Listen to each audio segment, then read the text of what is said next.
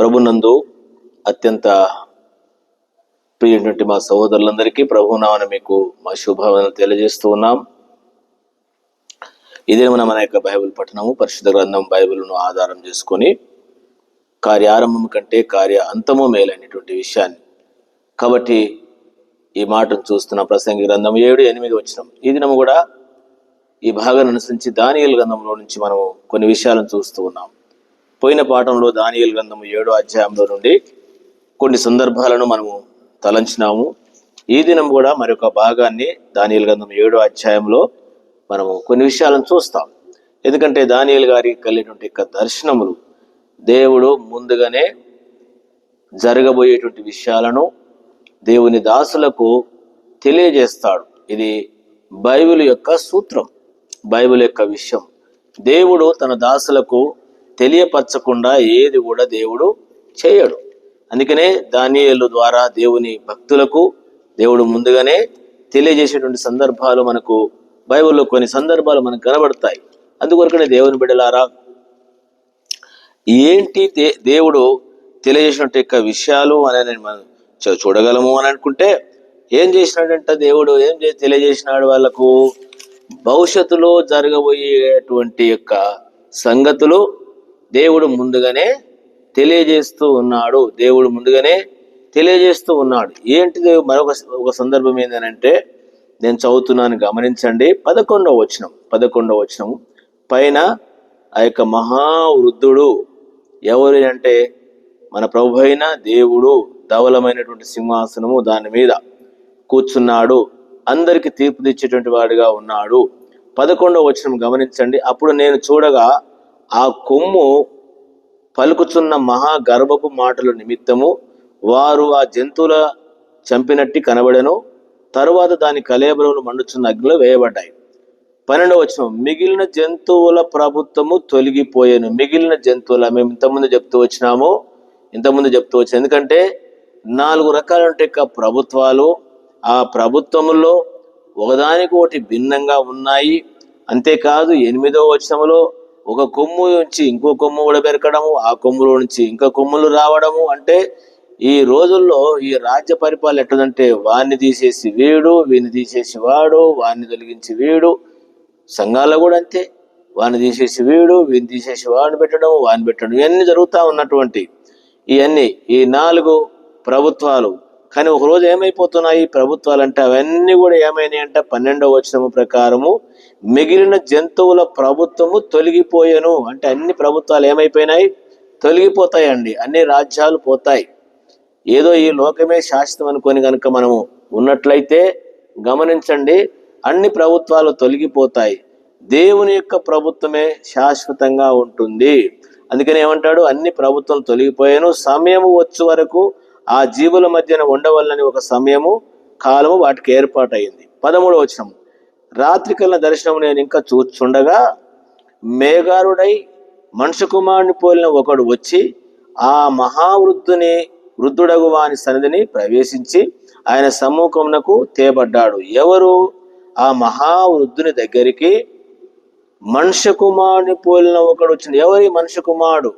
మన ప్రభు అయిన యేసుక్రీస్తు వారికి పేరు ఏంటంటే మనుష్య కుమారుడు ఆ మహావృద్ధుని యొక్క సమ్ముఖం తీసుకొని రాబడ్డాడు. ఏం జరిగిందంటే తేబడ్డాడు. 14వ వచనం సకల జనములు, రాష్ట్రములు, ఆయా భాషలు మాట్లాడు వారు ఆయనను సేవించున్నట్లు. ఎవరిని? మన ప్రభు అయిన యేసుక్రీస్తు వారిని సేవించున్నట్లు ప్రభుత్వమును, మహిమయు, ఆధిపత్యమును ఆయనకియ్యబడెను. ఆయన ప్రభుత్వము శాశ్వతమైనది, అదెన్నటికీ తొలగిపోదు. ఆయన రాజ్యం ఎన్నడూ ఏం కాదు. ఇది మన యొక్క ప్రభు యొక్క రాజ్యము. అన్ని రాజ్యాలు పోతాయి, రాజ్యాలు అధికారులను కదులుతున్నాయి. కానీ మన ప్రభు అయిన యేసుక్రీస్తు వారి యొక్క రాజ్యము అది శాశ్వతమైనటువంటి రాజ్యం.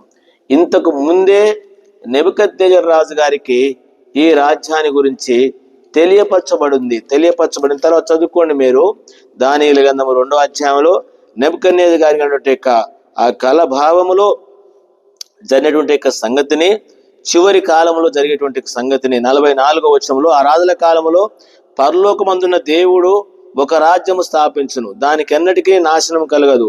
ఆ రాజ్యము దాన్ని పొందిన వారికి కాక మరెవరికి చెందదు. అది ముందు చెప్పిన రాజ్యములన్నిటిని పగులగొట్టి నిర్మూలం చేయును గాని అది యుగ యుగములకు. ఏ రాజ్యము? ఇది దేవుని యొక్క రాజ్యం. ఇప్పుడు దేవుని యొక్క రాజ్యము అంటే దేవుని సంఘమును దేవుడు నిర్మించినాడు. అందుకనే ప్రతి రాజ్యాన్ని అది పగలగొడుతుంది. ఈ రోజుల్లో దేవుని సంఘమును గురించి ఒక విషయం ఏంటంటే, ఎందుకండి దేవుని సువార్త చేయొద్దు, క్రైస్తవులు కావద్దని ఇన్ని ప్రభుత్వాలు ఇన్ని తంటాలు పడుతున్నాయి? ఎందుకంటే ఏదైనా పగలగొడుతుంది ఆ రాజ్యం. దేవుని యొక్క రాజ్యం కింద ఏ రాజ్యము ఉండదు, ఏ రాజ్యము నిలవదు. ఎన్ని ఆటంకాలు చేసినా, ఎన్ని అభ్యంతరాలు పెట్టినా ఆ రాజ్యము నిలబడే రాజ్యము, శాశ్వత రాజ్యం. గమనించండి, 45 చేతి సహాయం లేక పర్వతము నుండి తీయబడిన ఒక రాయి ఇనుమును, ఇత్తడిని, మట్టిని, వెండిని, బంగారును పగలగొట్టగా చూస్తే, ఇందువల్ల మహాదేవుడు ముందు జరగబోయే సంగతులు రాజునకు తెలియజేసి ఉన్నాడు. కళ నిశ్చయము, దాని భావము నమ్మదగిన దానియేలు చేసినట్ట చెప్పినాడు. ఎవరు ఆ రాజ్యము అంటే దాన్ని పొందిన వారికే తెలుస్తుంది అంట. ఈ యొక్క చేతి సహాయం లేనట్టు ఈ రాయి అంటే ఒక విధంగా చూస్తే యేసుక్రీస్తు ప్రభువారు మానవ యొక్క అతీతంగా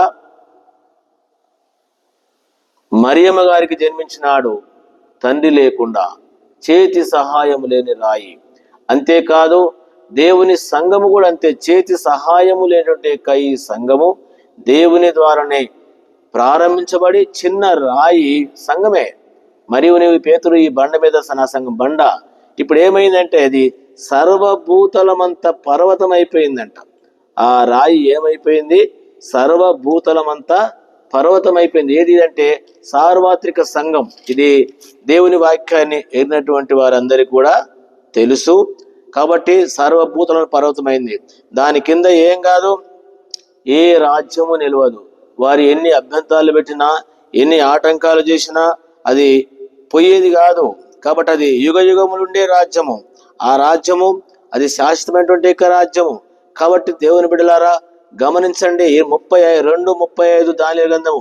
అంతటా ఇనుము, మట్టియు, ఇత్తడియు, వెండియు, బంగారమును ఏకంగా దంచబడి కళ్ళములోని చెత్తవలే కాగా వాటికి స్థలము ఎచ్చట దొరకకుండా గాలి వాటిని కొట్టుకొని పోయాను.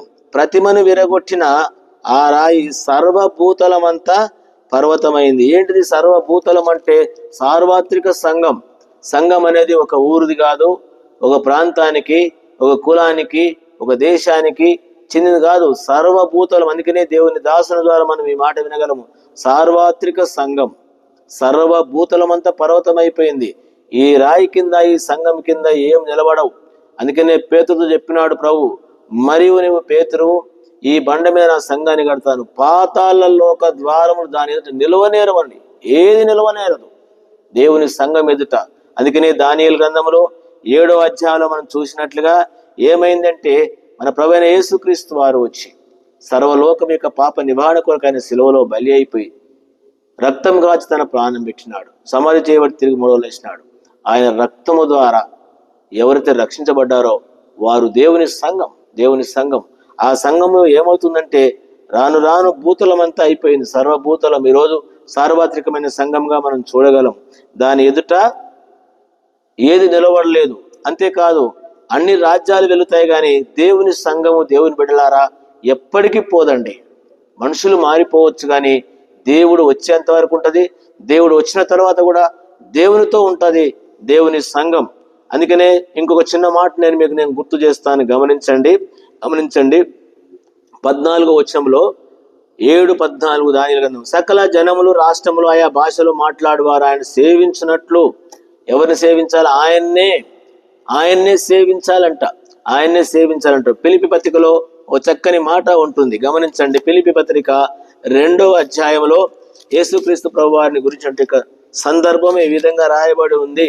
2వ అధ్యాయం ఫిలిప్పీ పత్రిక 2 గమనించండి. 5 నుంచి భాగం ఉంటుంది. 5 నుంచి ఉంటుంది. యేసు ప్రభువారి గురించి క్రీస్తు చేసిన కల్ని ఈ మనసుని మీరన్నని. 7వ వచనంలో దాసుని స్వరూపం ధరించుకుని వచ్చినాడు. 8లో అంటాడు, మరియు ఆయన ఆకారం మందు మనుషులుగా కనబడి మరణం పొందినంతగా, శిలువ మరణం పొందినంతగా విధేయత చూపినాడు. అందుచేతను పరలోకమందున్న వారిలో గాని, భూమి మీద ఉన్న వారిలో గాని, భూమి కింద ఉన్న వారిలో గాని ప్రతి వాని మోకాలు యేసునామమున వంగునట్లును, ప్రతి వాని నాలుకయు తండ్రి అయిన దేవుని మహిమార్థమై యేసుక్రీస్తు ప్రభు అని ఒప్పుకున్నట్లును దేవుడు ఆయనను అధికముగా హెచ్చించి ప్రతి నామమునకు పై నామమును ఆయనకు అనుగ్రహించినాడు. గమనించండి, తండ్రి అయినటువంటి దేవుడు మనం చదువుకుంటే దానియేలు గ్రంథం 7వ అధ్యాయంలో సర్వలోకము నుండి ప్రజలందరూ కూడా ఆయన నామమున మోకరించినట్లు తన దేవుని గణపరచునట్లు దేవుడే హెచ్చించినాడు. అందుకనే ఏమంటాడు, సకల ప్రభుత్వములు మహిమయు ఆధిపత్యము ఆయనకి ఇయ్యబడను. ఆయన ప్రభుత్వం శాశ్వతమైనటువంటిది, అది ఎన్నటికీ తొలగిపోదు. ఆయన రాజ్యం ఎన్నడు లయము కానటువంటి రాజ్యం. కాబట్టి సత్యాన్ని వినేటువంటి మనము ఆ లయము కాని రాజ్యములో నీవు నేను ఉన్నాం. ఇంకా ఎవరు లేకపోతే ప్రియులారా, బయటి రాజ్యములో బయటి ప్రభుత్వంలో ఆ అధికారాలు ఉంటే అవన్నీ పోతాయి. ఒకరోజు నిలబడేది క్రీస్తు రాజ్యం మాత్రమే. అది సర్వభూతలమంతుంది. అది దేవునితో ఉండేటువంటిది, యుగ యుగాలు ఉండేది. ఇక్కడ శాశ్వతము కానటువంటి రాజ్యము, యుగాలు ఉండేటువంటి రాజ్యము. 18వ వచనం కూడా గమనించండి. దానియేలు గ్రంథం 7:18లో అయితే మహోన్నతుని పరిశుద్ధులే రాజ్యాధికారం నందుదురు, వారు యుగాంతం వరకు రాజ్యం ఏలుతారు. యుగములు. కాబట్టి ఇలాంటి రాజ్యంలో నీవు చేరినావా? ఈ రాజ్యంలో నీవు ఉండగలవా? లేకపోతే ఈ రోజు ఈ మాటలు విని నీవు ఈ రాజ్యమును కలిగి ఉండు. ఈ రాజ్యాన్ని చూసుకో. లోకరాజ్యాలు, లోక గణతలు, లోక మహిమ, లోకాధికారాలు ఉంటే అవి పోతాయి. ఎన్ని ప్రభుత్వాలు పోయినాయి చూసినాం కదా. అన్ని రాజ్యాలు వెళ్తున్నాయి. మన కాలంలో కూడా తెలుసు ఎన్ని రాజ్యాలు మారుతా ఉన్నాం. కానీ చివరిలో వచ్చే రాజ్యము శాశ్వతమైన రాజ్యము, అది దేవుని రాజ్యము. దానికి దేవుడే నాయకుడు, దేవుడే నడిపిస్తాడు.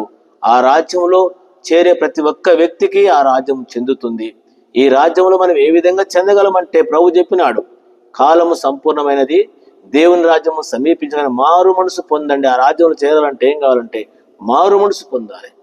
ఏ విషయంలో దేవునికి అవిధేయులంగా ఉంటున్నామో, తిరుగుబాటు చేసే వాళ్ళంగా ఉంటున్నామో మనం పరీక్షించుకొని మార్పు చెందితే ఆ రాజ్యంలోకి నీవు నేను చేరుతాం.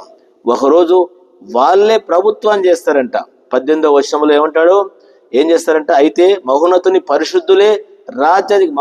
పరిశుద్ధులే రాజ్యాధికారం, వాళ్ళే ఏలుతారు. ఇది మనకు తెలుసు 1000 ఏళ్ల పాలన గురించి కూడా. కాబట్టి భాగాన్ని ఎరిగినటువంటి మనము ఈ నిజమైన రాజ్యంలో చేరి ప్రభు కొరకు నమ్మకంగా జీవిస్తాం, సాక్ష్యంగా ఉందాం. పోగొట్టుకోవద్దు ఈ రాజ్యాన్ని. ఆ రాజ్యం మనము కలిగి జీవించుదాము గాక. ప్రియమైన తండ్రి, భాగాన్ని దీవించమని ఇచ్చిన కొను చెల్లిస్తూ యేసునామమున ప్రార్థన చేడుకుంటున్నాను తండ్రి, ఆమేన్. మన తండ్రి దేవుని యొక్క ప్రేమ, మన ప్రభువైన యేసుక్రీస్తు కృప, పరిశుద్ధాత్మ సహవాసం చేయని మనందరికి తోడైయుండును గాక. ఆమేన్. ప్రైజ్ లార్డ్ అండి మీ అందరికీ.